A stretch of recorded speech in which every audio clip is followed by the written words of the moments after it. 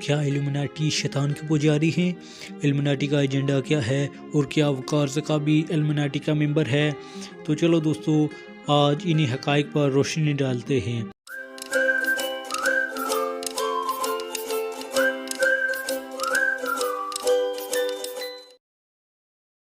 میں شمس ملک ہوں اور آپ کو یونیک علم اکیڈمی پہ خوش آمدید کہتا ہوں۔ ایلومیناٹی ایک سیکرٹ سوسائٹی کا نام ہے جس کی بنیاد ایڈم ویشپ نے 1776 میں جرمنی کے شہر میں رکھی تھی۔ یہ لوگ اعلانیہ شیطان کی پوجا کرتے ہیں اور اسے خدا مانتے ہیں۔ مغرب اور امریکہ میں یہ تنظیم اور اس کے اہداف اور مقاصد اب کسی سے ڈھکے چھپے نہیں رہے۔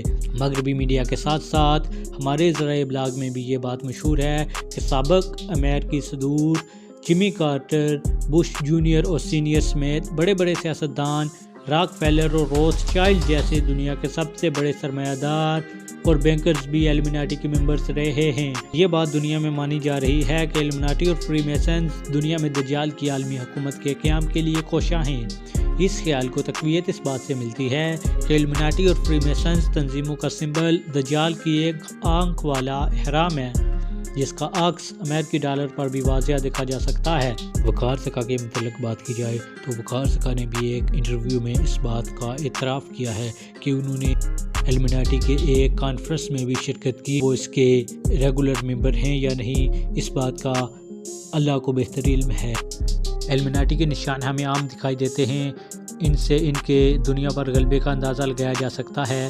ان کے چند نشانات آپ کی نظر کرتے ہیں۔ کا سب سے پہلا سائن سب پر نظر رکھنے والی ایک آنکھ ہے۔ اس آنکھ کو سب پر نظر رکھنے والی آنکھ اس لیے کہا جاتا ہے کیونکہ اس سے وہ پوری دنیا پر نظر رکھے ہوئے ہیں۔ اس کے علاوہ آگ، 5 کونا ستارہ، 666 کا نمبر، کھوپڑی اور ہڈیاں، سانپ کا نشان وغیرہ بھی ان کے سمبلز میں شامل ہیں۔ اس کے علاوہ اسلام جو ہمیں تعلیمات دیتا ہے ان میں قرب قیامت میں دجال کی آمد کا ذکر موجود ہے۔ وہ شیطان کا ہی دوسرا روپ ہوگا جو خود کو خدا کہلوائے گا۔ جو لوگ اسے مانیں گے انہیں دنیا میں عزت، دولت اور شہرت سب کچھ ملے گا، لیکن جو اس کا انکار کریں گے ان کے لیے یہ دھرتی تنگ ہو جائے گی۔ آج بین الاقوامی میڈیا کے تھرو یہ بات سامنے آ رہی ہے کہ دنیا میں کئی لوگ دولت، شہرت اور کامیابی کے لیے ایلومیناٹی کے ممبر بنتے ہیں۔ ان میں اداکار، گلوکار، صحافی اور بڑے بڑے سیاستدان بھی شامل ہیں۔ کئی ایسے سیاستدان بھی جو الیکشن جیت کر میدان میں سیاست میں نام کمانا چاہتے ہیں۔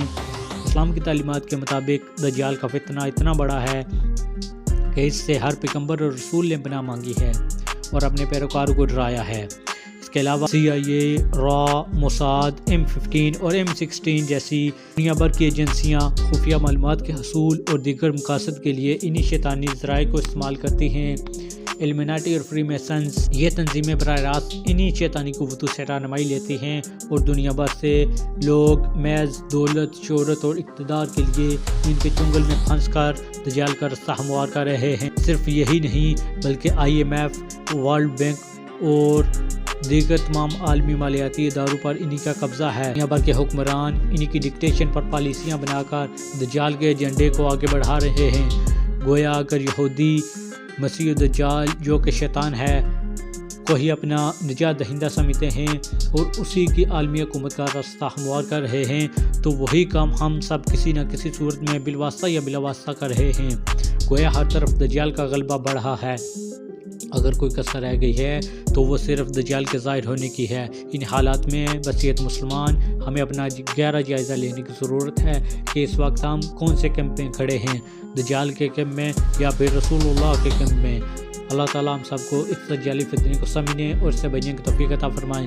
تو دوستو کیسے لگی آج کی آپ کو ہماری یہ ویڈیو؟ اپنی رائے کا اظہار کمنٹ سیکشن میں ضرور کیجیے گا۔ ملتے ہیں اگلی ویڈیو میں، تب تک کے لیے اپنا اور اپنے چینل کا خیال رکھیے گا۔